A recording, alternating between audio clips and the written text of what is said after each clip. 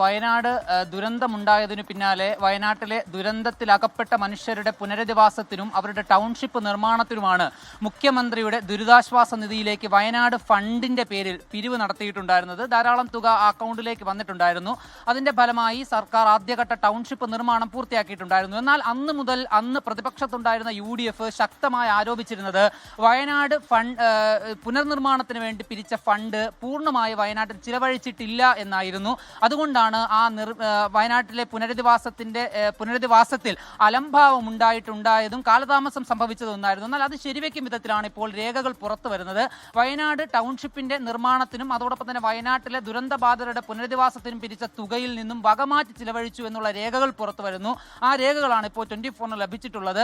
ഈ രേഖകൾ പറയുന്നത് പ്രകാരം ആ തുകയിൽ നിന്നും ഈ മുൻകരുതൽ തുകയായി വയനാട് പുനരധിവാസ ഫണ്ടിൽ നിന്നും മാറ്റിയിട്ടുള്ള മുൻകരുതൽ തുകയിൽ നിന്നും ഒരു വലിയ തുക ഈ സെക്രട്ടേറിയറ്റിലേക്ക് 6 ലാപ്ടോപ്പുകളും ഒരു ഫോട്ടോസ്റ്റാറ്റ് മെഷീനും വാങ്ങുന്നതിന് വേണ്ടി സർക്കാർ ചിലവഴിച്ചിട്ടുണ്ടെന്നാണ് പറയുന്നത്.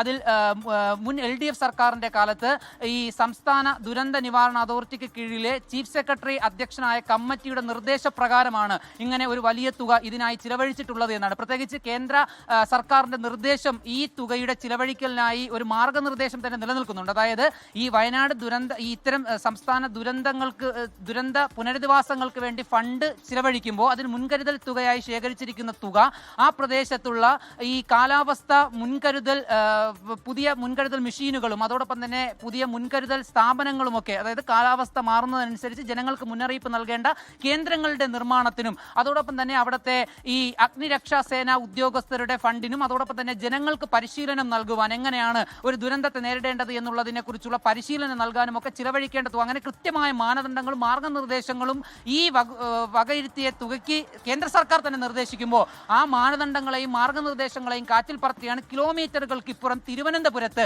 സെക്രട്ടേറിയറ്റിൽ ലാപ്ടോപ്പുകളും അതോടൊപ്പം തന്നെ ഫോട്ടോസ്റ്റാറ്റ് മെഷീനും ഒക്കെ വാങ്ങാൻ സർക്കാർ ചിലവഴിച്ചു എന്നുള്ളത് ഗുരുതരമായ ഒരു വീഴ്ചയായി തന്നെ നമുക്ക് ചൂണ്ടിക്കാട്ടാവുന്നതാണ്. ഏതായാലും UDF പ്രതിപക്ഷത്തിരുന്നപ്പോൾ ചൂണ്ടിക്കാണിച്ച കാര്യങ്ങളെ ശരിവെക്കും വിധത്തിലുള്ള റിപ്പോർട്ടുകൾ കൂടിയാണ് ക്രിസ്റ്റീന ഇപ്പോൾ പുറത്തു വന്നിരിക്കുന്നത്.